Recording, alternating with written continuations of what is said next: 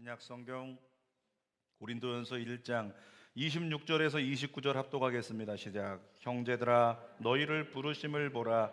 육체를 따라 지혜로운 자가 많지 아니하며 능한 자가 많지 아니하며 문벌 좋은 자가 많지 아니하도다.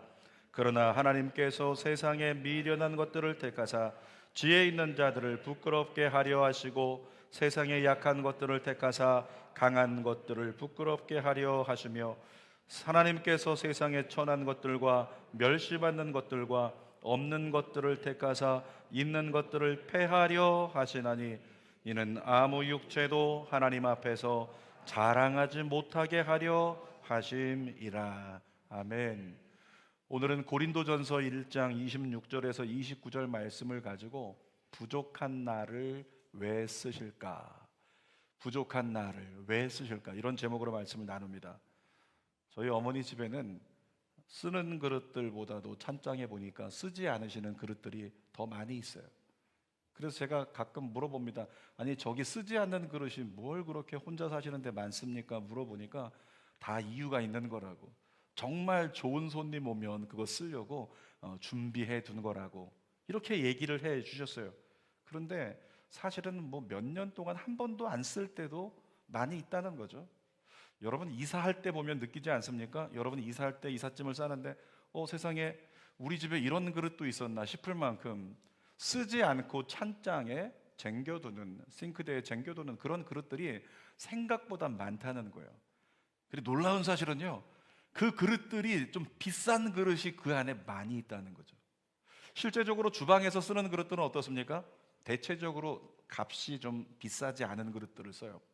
고급 그릇들은 망가질까 봐 걱정이 돼가지고 안에 넣어두고 있다가 가끔씩 쓰지만 실제로 많이 쓰는 건 그렇게 값이 좀 나가지 않는 싼 그릇들을 많이 쓴다는 거죠.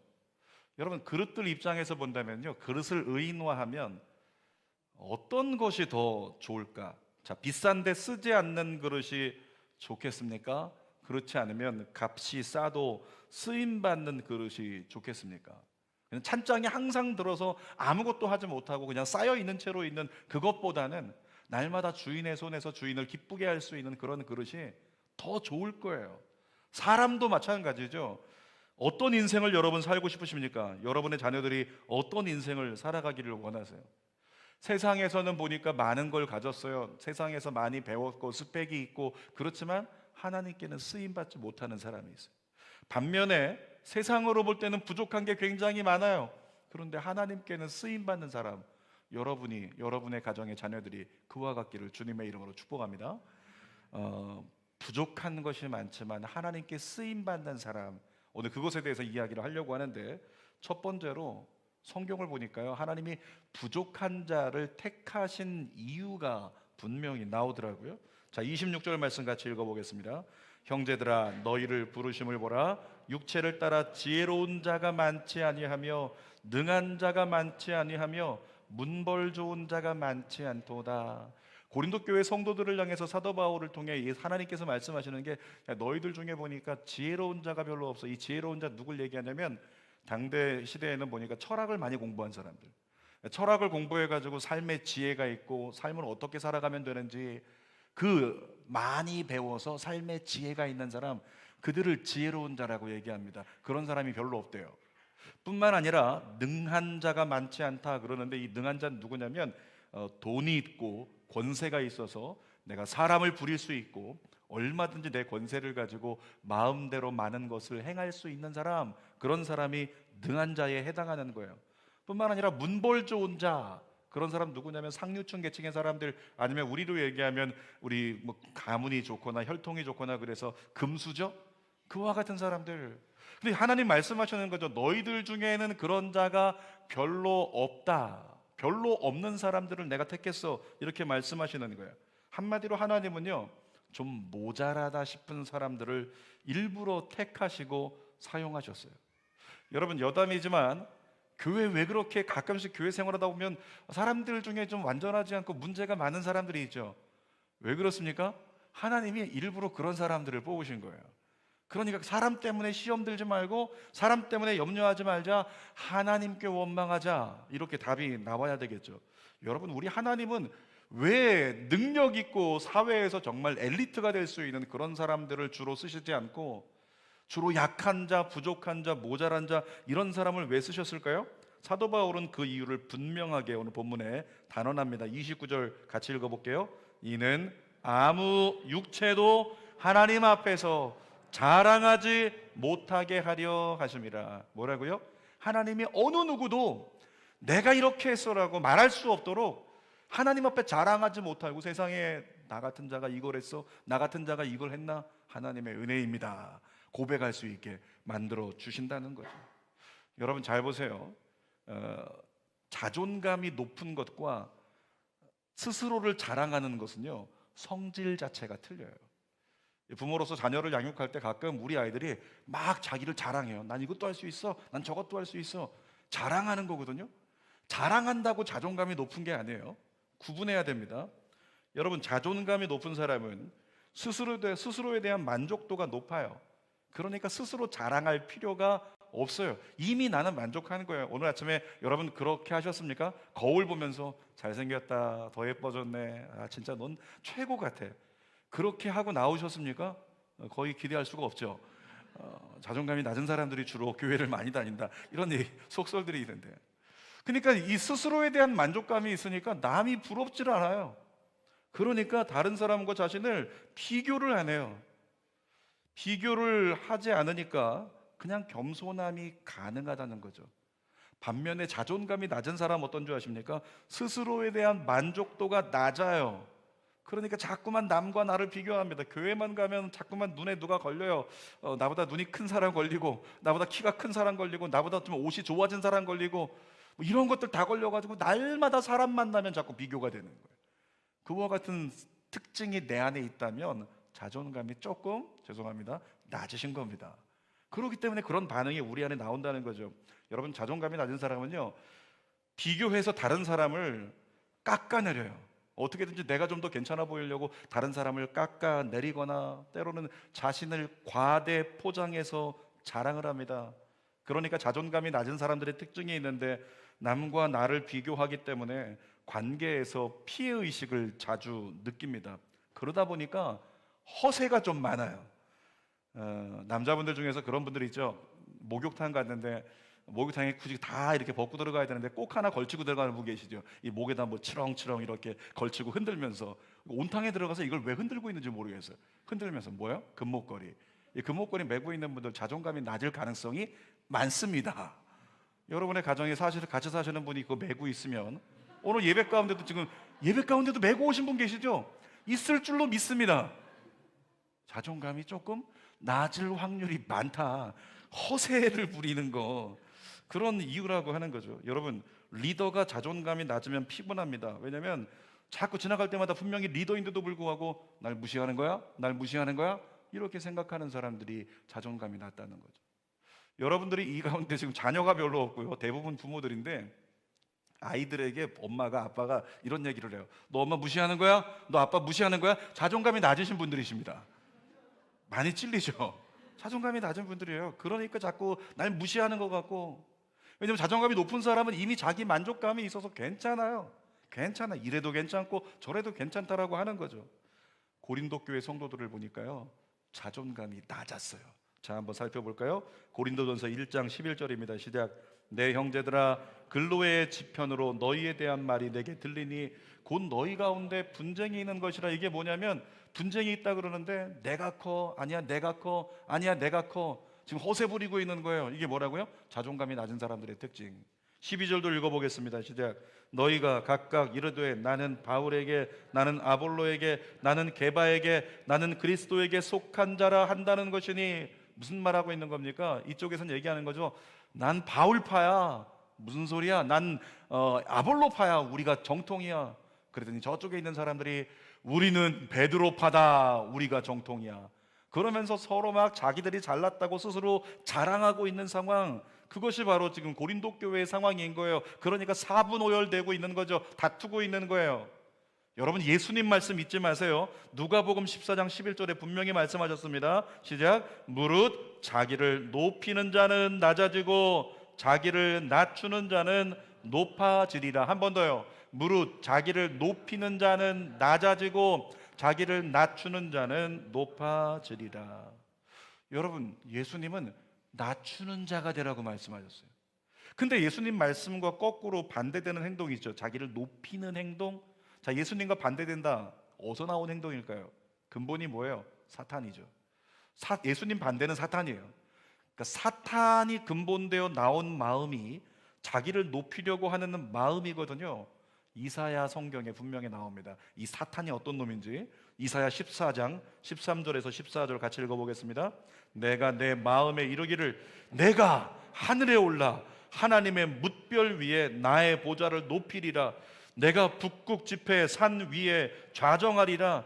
가장 높은 구름에 올라 지극히 높은 자와 비기리라. 그러면서 어깨에 힘주고 쫙 나도 인정을 받을 거야. 나도 높임을 받을 거야. 하나님만 경배받으시는 게 아니라 나도 멋진 천사야. 루시퍼, 찬양을 담당하는 천사.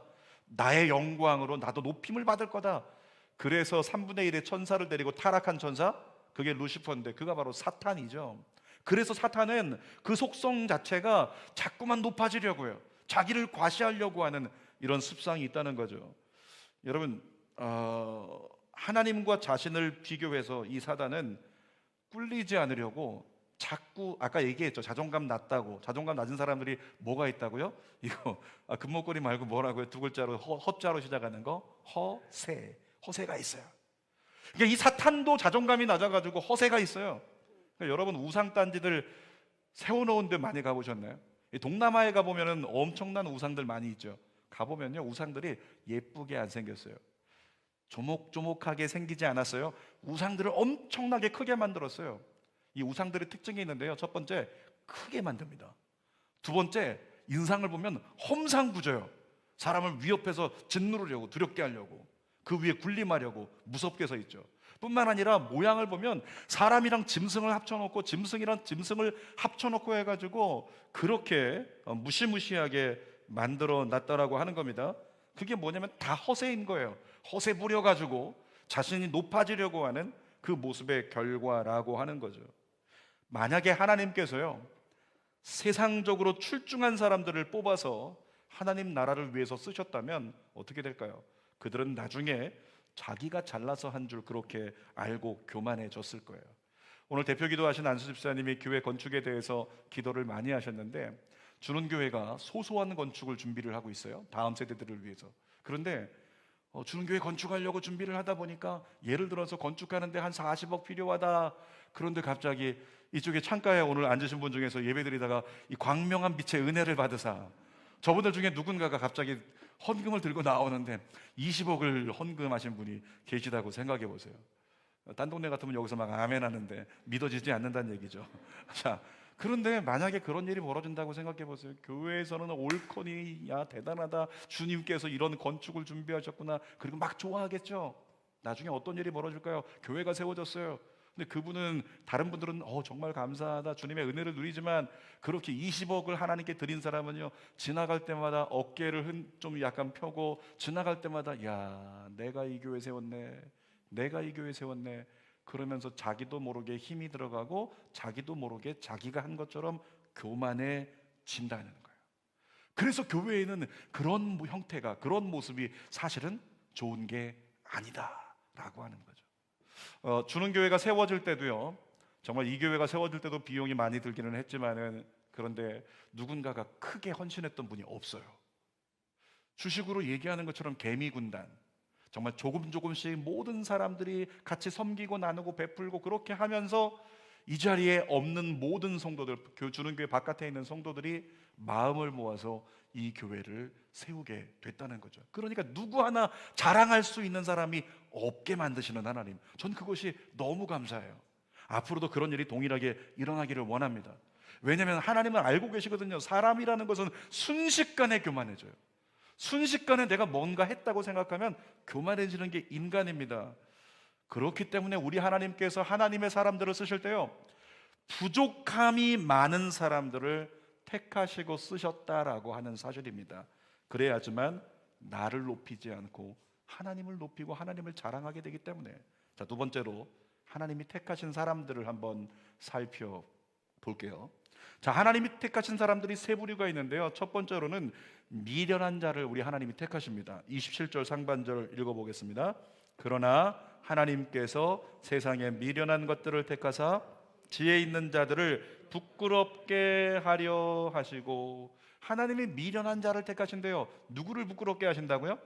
지혜 있는 자. 아까 얘기했죠. 지혜 있는 자 누구라고요? 철학 공부를 많이 해가지고 내가 생각하건대 내 판단에는, 내 기준에는, 내가 알기로는 이게 많은 사람들, 그러니까 아는 게 많은 사람이, 많이 배운 사람들, 그들은 자기 생각으로 세상을 해석하려고 합니다. 근데 여러분, 미련한 자 누구를 얘기하냐면 그렇게 못 배운 사람들, 그러니까 뭔가 생각에, 사고에 한계가 있는 사람들이요. 그런 사람들은 잘 모르기 때문에 할 수 있는 게 뭐냐면 하나님의 말씀만 따라가는 거, 그걸 잘하더라는 거예요. 제가 알고 있는 어떤 성도님은요, 정말 중학교밖에 못 나왔어요. 그러니까 요즘 웬만해서는 고등학교 이상은 다 나오잖아요. 그런데 중학교밖에 못 나온 성도님이 계신데 주님은 너무 사랑해요. 그리고 늘 기도하는 게 뭐냐면, 하나님, 제가 배운 게 없잖아요. 그러니까 지혜의 성령님이 가르쳐 주세요. 제가 이제껏 만났던 성도 중에요, 그분이 가장 유창하게 복음을 전하고 가장 유창하게 성경의 말씀을 가지고 사람들의 마음을 뒤집어 놓는 소그룹 리더가 되더라고요. 왜? 나는 배운 게 없으니까 그저 그냥 하나님 말씀대로만 따라가려고 하는 거예요. 그랬더니 정말 성령께서 가르치시고 이루시는 역사가 진짜 일어나더라 하는 거죠. 여러분, 이스라엘 백성들의 광야 생존법 아시나요? 이스라엘 백성들이 광야에서 어떻게 살았어요? 간단하게 말하면 이것입니다. 모세가 가라면 가고, 모세가 서라면 서고, 아멘. 그렇게 했더니 광야가 끝난 거예요. 이 시대 가운데도 우리는 사실은 우리가 똑똑할 필요가 없어요. 우리 인생의 광야가 다가올 때 똑똑할 필요가 없어요.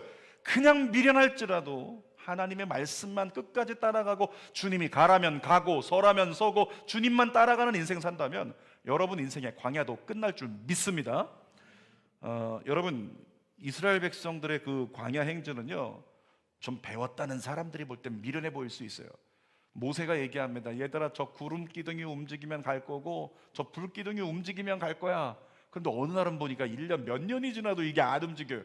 이 광야 한복판에 있는데, 그러니까 사람들이 생각하기로 우리 좀 계획을 세워가지고 빨리 전진하면 저 가나안 땅 금방 도착할 수 있는데 말이야, 머리를 안 쓰고 말이지 저렇게 무식하게 그냥 하나님이 자연을 움직이신다고 자연만 쳐다보고 있는 저 바보 같은 모세, 미련한 사람들은 그렇게 생각할 수 있잖아요. 여러분, 그런데 어떻게 됐습니까? 그 미련한 것이 이스라엘 백성들을 광야에서 훈련된 자로 준비시켜서 가나안 땅으로 들어가게 만들었다는 거죠. 뿐만 아니라 그 미련한 것이 이스라엘 백성들을 광야에서 살려냈다는 거죠. 성경에는 미련한 사람들이 많아요. 노아 아시죠? 노아가 하나님 명령 듣고 어떻게 했습니까? 하늘에서 비가 한 번도 내린 적이 없는데 세상에 하늘에서 비가 온다는 말씀 듣고 사람들은 먹고 즐기고 자기 인생을 살아가는데 120년 동안 저 언덕 위에다가 배만 만들고 있는 저 미련한 모세, 미련한 노아였다라고 하는 거죠. 아브라함도 얼마나 미련했는지 몰라요. 아브라함이 어느 날 가족들 다 데리고 얘들아 떠나야 되겠다, 길을 떠납니다. 그러니까 아내와 자녀들은 그냥 뭐 잘 모르지만은 그래 일단 우리 가장이 가자니까 한번 떠나보자. 그리고 가고 있는데 가족이 물어보는 거죠. 아니 아브라함, 어디로 가는 거죠? 우리 어디로 가는 건가요? 다 계획이 있겠죠? 몰라. 하나님 인도하시는 대로. 아니 어디로 가는지 좀 중간 방향이라도 몰라. 하나님 인도하시는 대로. 하나님 가라면 가고 하나님 멈추라면 멈추고. 이것이 아브라함의 선택이었다는 거예요. 여러분, 이렇게 대책 없는 말이 어디 있겠어요? 그런데 그것이 뭐라고요? 이스라엘의 시작이 되었다고요. 사랑하는 여러분, 여러분에게 부탁합니다. 예수님 안에서 미련한 자가 되십시오. 따라하겠습니다. 미련한 자가 되겠습니다. 어떤 사람이 미련한 사람이라고요? 주님 말씀하시면 아멘밖에 모르는 사람, 이 미련한 자예요. 여러분이 그런 사람 되길 축복합니다. 하나님 말씀하시면 말씀하시는 대로 발떼기를 즐겨하는 사람, 그 미련한 사람 여러분 되시기를 주님의 이름으로 축복합니다. 대책은 주님이 세우실 테니까 어줍지 않은 우리의 지혜로 계산하지 말고 기도에 충실한 미련한 자가 되십시오. 매일 큐티 하시기를 축복합니다. 아멘입니까? 매일 큐티 하세요. 큐티 잘 모르면 물어보세요. 어떻게 하는 건지 교구장들에게 큐티 가르쳐 달라고. 매일 큐티하고 매일 큐티를 나누면서 살아가십시오.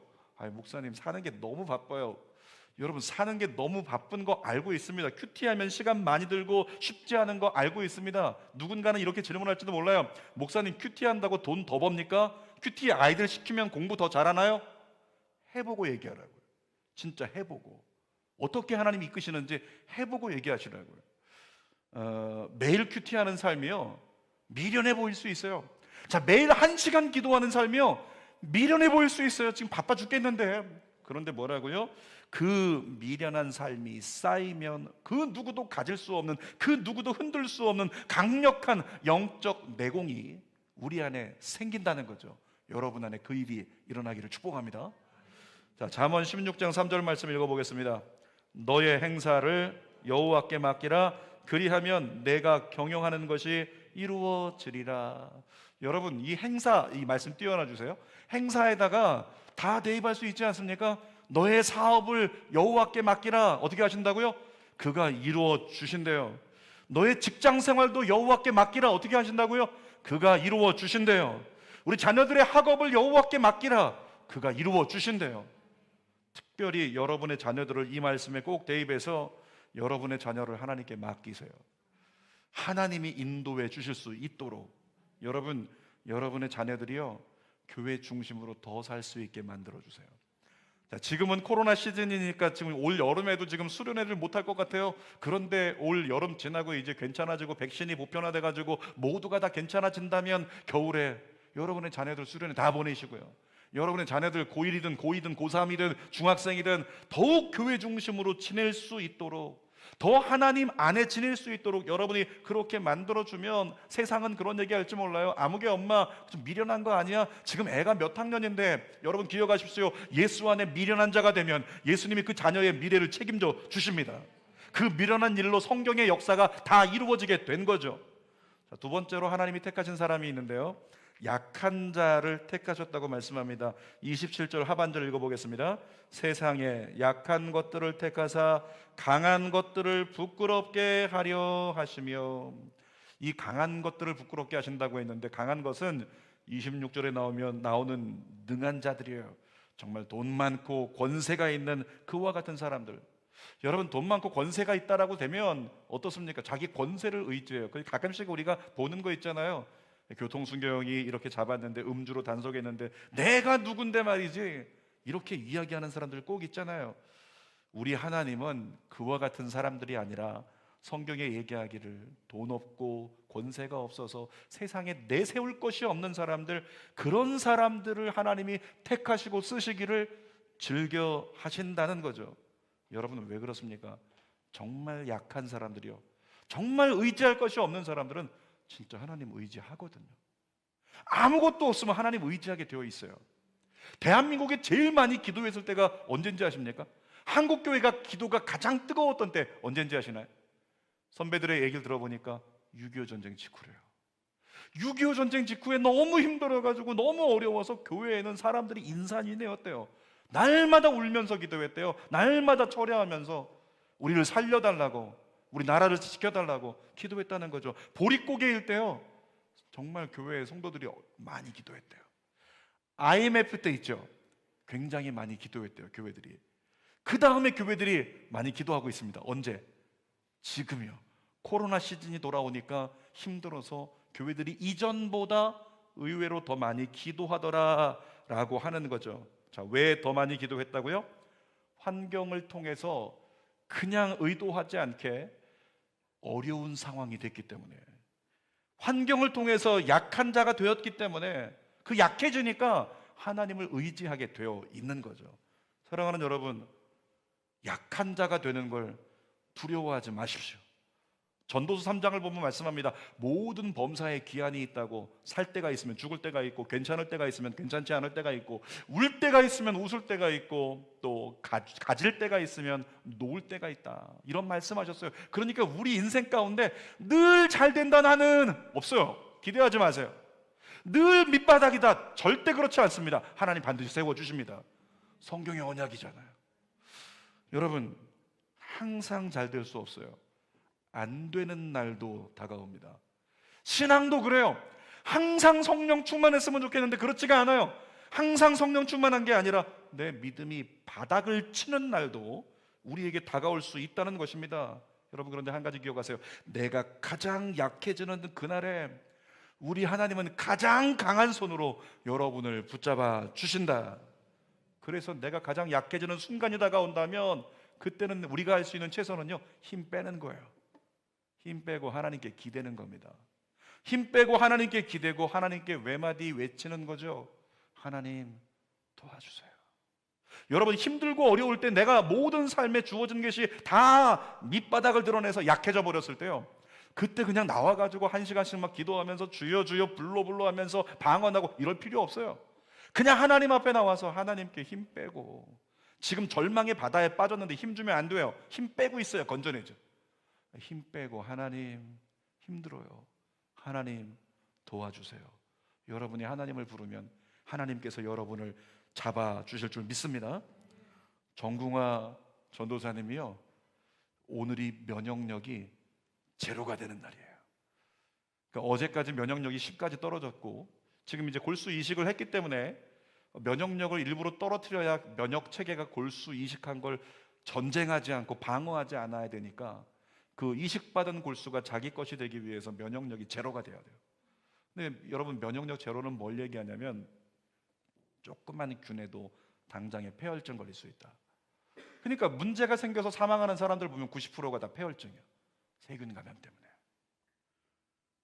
정궁화 전사님이 지금 면역력이 제로가 되는데 뭘 할 수 있겠어요? 면역력이 바닥에 떨어지는 거, 저희 장인어른이 비슷한 병을 앓고 계셔서 면역력이 떨어질 때 보니까 몸을 떨면서 어쩔 줄 몰라요. 어지럽고 몸을 떨고 그냥 견딜 수 없게 가만히 있어야 되는, 어쩌지 못하는. 정궁화 전사님도 면역이 그만큼 떨어지면 그럴 거예요. 어지럽고 힘들고 어렵고. 근데 무슨 찬양이 나와요? 근데 무슨 기도가 나오겠어요? 그때는 내가 뭔가를 해보려고 하는 때가 아니라 뭐라고요? 가장 약해졌을 때는 힘 빼고 그냥 하나님께 기대는 거예요. 하나님 도와주세요. 하나님 힘들어요. 그리고 하나님이 나를 만지시게 내버려 두는 것이 최선이라고 하는 거죠. 자, 세 번째로 보니까 우리 하나님이 택하시는 사람은 천하고 멸시받고 없는 자를 택하십니다. 28절 읽어보겠습니다. 하나님께서 세상의 천한 것들과 멸시받는 것들과 없는 것들을 택하사 있는 것들을 폐하려 하시나니. 여러분, 앞에 나눴던 말씀과 같은 맥락이에요. 정말로 있다라고 하는 사람들을, 있다는 게 이게 재정을 얘기하는 게 아니고 뭔가 정말 세상 가운데서 더 상류계층의 사람들처럼 기반이 있는 사람들, 그런 사람들을 부끄럽게 만드시고 그런 사람들의 어떤 기득권을 폐하시는 하나님, 하나님의 역사가 그렇다라고 말씀해 주시는 거죠. 총체적으로 나눴던 말씀 속에요, 왜 이렇게 우리 하나님은 미련하고 약한 자들로 지혜롭고 강한 자들을 부끄럽게 하신다고요? 어떤 누구도 하나님 앞에 자기를 자랑할 수 없도록, 하나님만 자랑할 수 있도록. 여러분, 모든 사람은 다 거기서 거기입니다. 좌우를 한번 돌아보세요. 좌우를 돌아보세요. 어떻게 생겼어요? 거기서 거기예요. 나보다 좀 나아 보이는 거 있어도 다 거기서 거기입니다. 그냥 하나님 앞에서 많이 부족하고 적게 부족하고 이 차이가 있는 거지, 다 거기서 거기라는 거죠. 모두 다 나름대로의 결함이 있고 모두 다 연약해서 쉽게 부서지고 흔들리는 존재들입니다. 여러분, 하나님 앞에서 내가 낫다, 아니다, 내가 더 낫다 도토리 키재기 하지 마세요. 하나님 앞에서 우리 모두는 다 부족합니다. 다 모자라고 다 약한 사람들이에요. 그러니까 오늘 내가 저 사람 보는데, 옆에 사람 보는데 저 사람 왜 저러지 이런 생각이 든다면 거울로 삼으세요. 나도 옛날엔 저랬었지, 나도 옛날엔 참 많이 방황했는데, 그러면서 거울로 삼아서 감사의 조건으로 삼는다면, 그러면 교만하지 않고 어깨에 힘주지 않고 서로를 감사히 섬기고 겸손할 수 있다는 거죠. 여러분이 그런 공동체가 되기를 주님의 이름으로 축복합니다. 설교 결론입니다. 오늘 제목이 뭐였어요? 부족한 나를 왜 쓰실까? 왜 쓰신다고요? 하나님만 자랑하게 하려고. 여러분, 우리에게 있어서 믿음의 사람들에게 찬양이라고 하는 것은 가장 큰 가치 있는 믿음 행동이에요. 왜요? 찬양은 하나님을 자랑하는 거잖아요. 그래서 찬양 많이 불러야 돼요. 찬양으로 하나님을 자꾸 높여드려야 돼요. 자꾸 자랑해드려야 돼요. 주님이 하신 것밖에 없어요. 다 주님이 하셨습니다. 모든 것이 주님의 은혜입니다.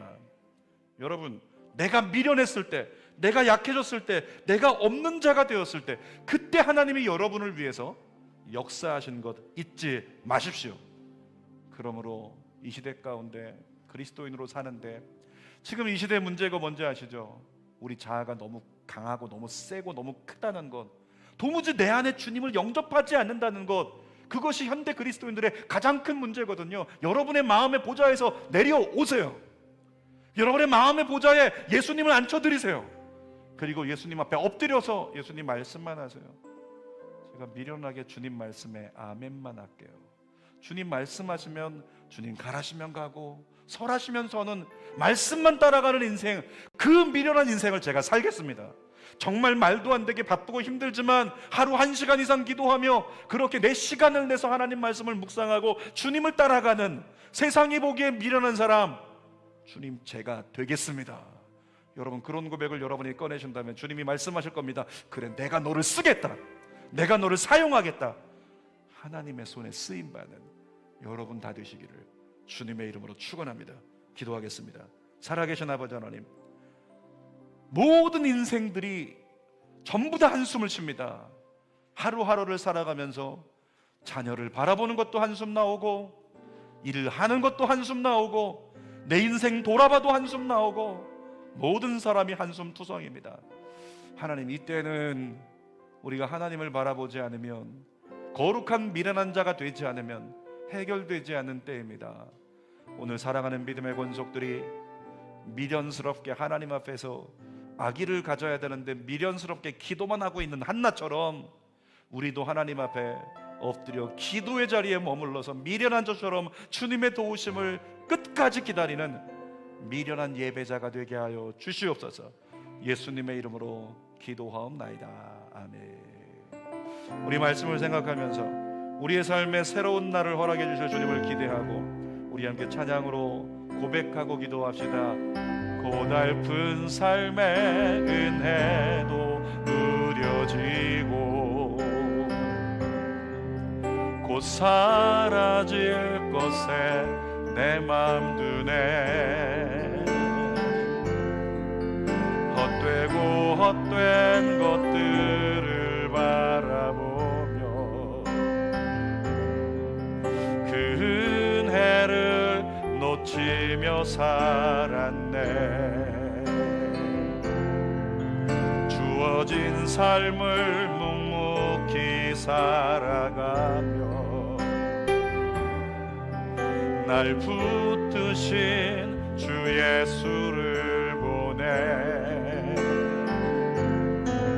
사망 가운데 놓여진 나의 삶을 하나님 의지하세요.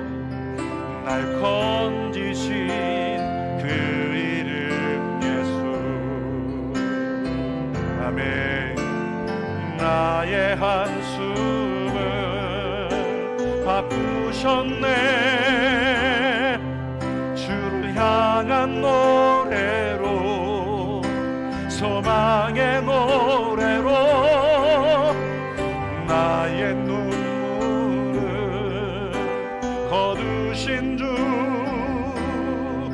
예수 이름 안에 살게 하소서. 미련한 한나처럼 나의 한숨을 바꾸셨네.